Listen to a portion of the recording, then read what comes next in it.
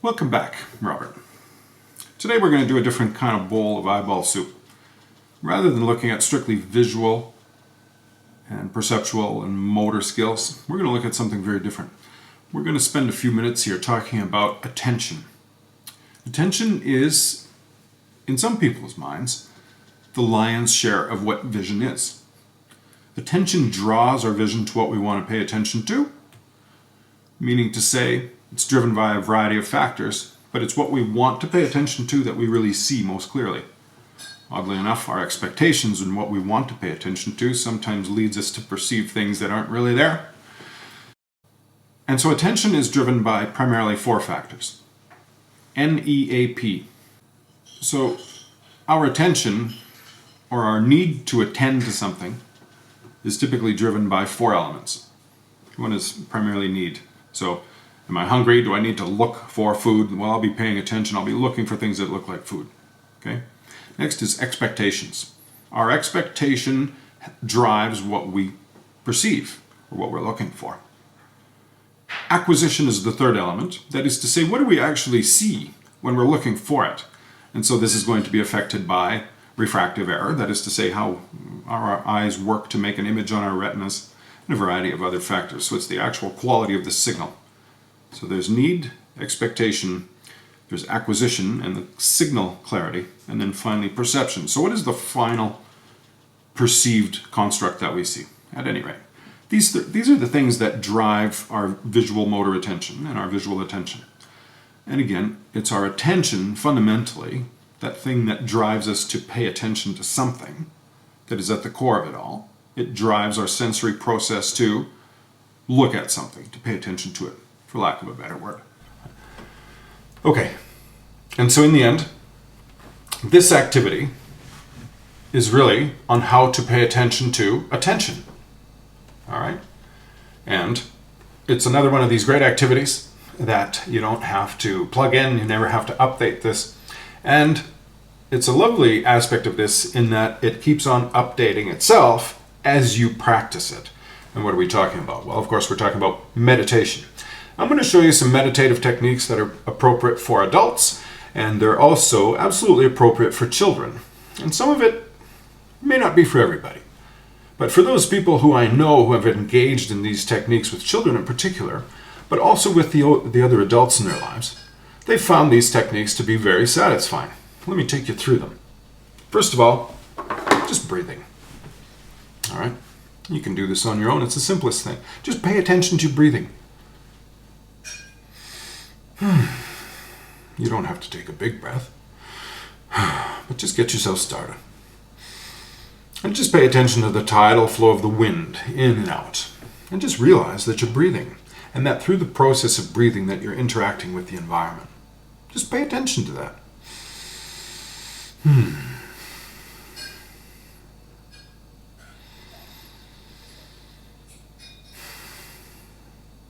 Just slow down. Just listen to your breathing. Okay? I'm going to give you something else that you could add on to that. And again, these are techniques for you. These are techniques for everybody. But I love doing this stuff with children, teaching parents to do this with their own children. This is a little bracelet made of goods, things, beads that you can find at your local bead store. These are readily available. This one's got a bit of an elastic pull on it. All right, it can stretch out a bit, so it'll fit on different size of wrists. It's got something like 40 beads on it, maybe 35 beads. And the nice thing about these things is that, especially if you make it for a child, they just absolutely love these things, especially when you make it for them. And then furthermore, if you can use something that's nice and colorful, something that they like, their favorite color, or a precious stone of some kind, it makes it really nice and special for them. Don't put too much emphasis on the thing itself. It's the fact that you're making it for them that really touches them deeply. If they lose it, they lose it. Make them another one. But don't put too much emphasis on the thing itself. It's the act of making it for the child that they will remember. And likewise, if they do lose it, and you put too much emphasis on the thing, you don't want them feeling badly about it. Just go out and make another one, okay? But what do you do with the bead now? The bead is lovely in that you can hold it, it's tactile, you can put it in your pocket. Children can touch it in the pocket if they feel a need to, if they're anxious, okay? And so what you're going to do is really simple. This is the second technique for meditation, if you like. And it goes along with the breathing meditation, okay? We're just going to take each bead, and with each breath, we're going to pull a bead. So in effect, you're buying a breath with a bead. It's really simple. I'm just going to breathe out. And to buy a breath, I have to pull a bead for it. Now I've exhaled again. I'm going to buy my next breath. Once again, I'll buy another breath. And Robert, I'll continue doing this until I've completed the bead, and frequently I'll leave a marker on the bead. In this case, there's a central clasp there.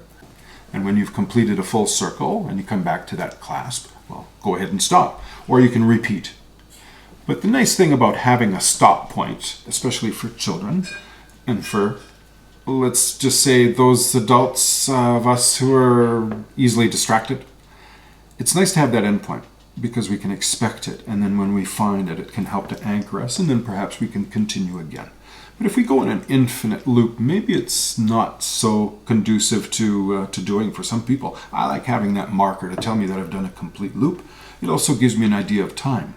And so you can calculate it out roughly, that you might say that you would have perhaps 10 to 15 breaths during a minute. And in that time, you should be able to complete a full loop, perhaps in 5 minutes. And so you can determine from there how many beads you would need.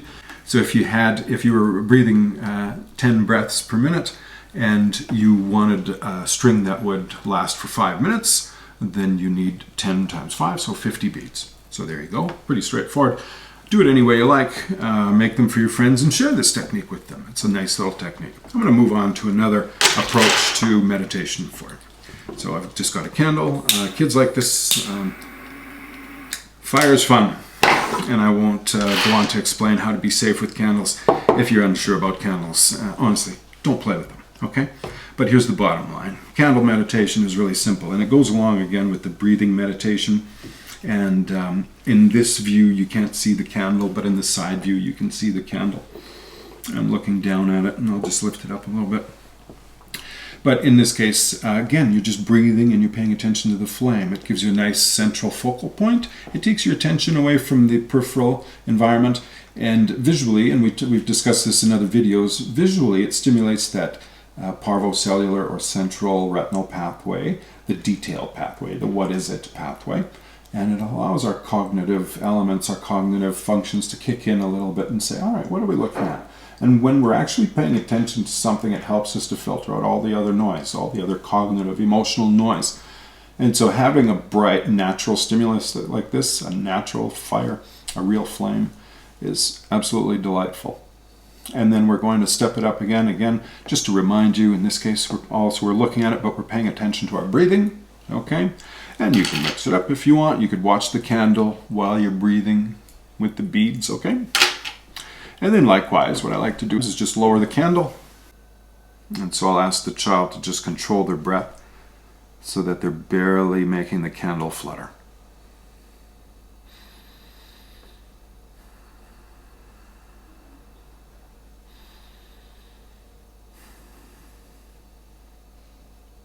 Something like that.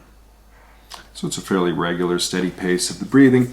Some kids, they like to sort of go a little overboard and they'll kind of breathe a little too hard. They'll want to blow it out so they can light it again. Go ahead and allow them to do that, so long as they're also able to stay on track a little bit for you.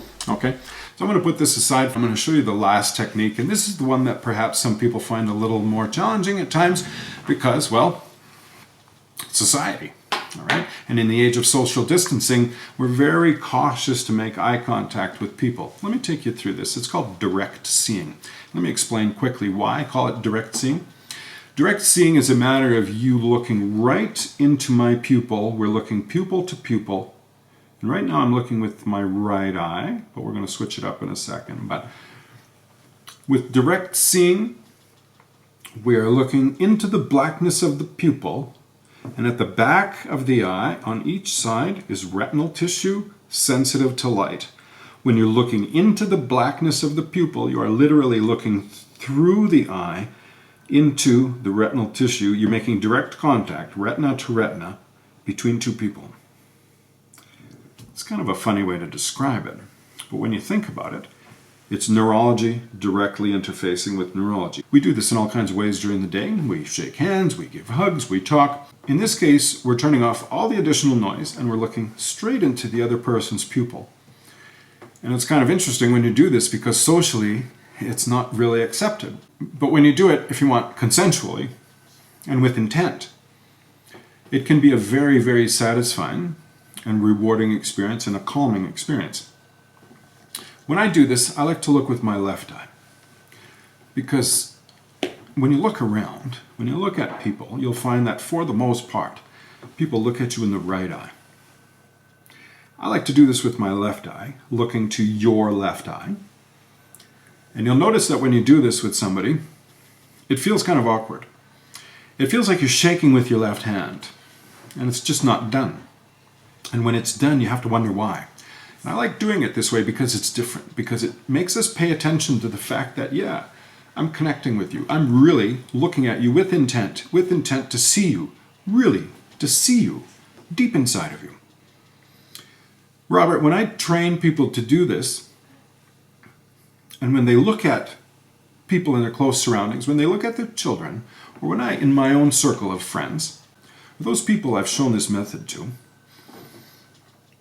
when they do this, when I look at them in the left eye, or when they look at me and they think I'm down, when they think I'm troubled, when we look at each other in the left eye, it's an instant check. It's a beautiful thing. You can look at somebody in the left eye and immediately know if they're on track, if they're okay. And if I can't look at my loved ones in the left eye in those moments when they're checking up on me, they know I'm in distress. And likewise, when I look at my loved ones in the left eye and I'm just checking up on them, and they can't do that. They can't just look at me and hold fixation. And usually it'll go to a smile. But if they can't do that, and if they don't smile, I know the response. And if something's amiss, you know right away. If you've trained your child to do this in advance, then in a stressful situation, if the child is distressed, it's like a tool. You can pull it out and you can put it to use. You can say, look at me, connect with me. Where are you right now? All right? Something worth trying. Okay, Robert? So again, a little bit of a different twist. Maybe it's less of an eyeball soup today, but maybe an eyeball stew. But it's all relevant to what we're doing as therapists. It's important to know where visual attention comes from. And it comes from within us. That desire to pay attention. That desire to know what we're looking for and why. Let me know what you think. Do you do anything like this with your clients? Typically we're talking about eyeball-related things, but I thought you might agree that this has a place in therapy. Thanks again for doing this with me, and look forward to doing the next one with you real soon.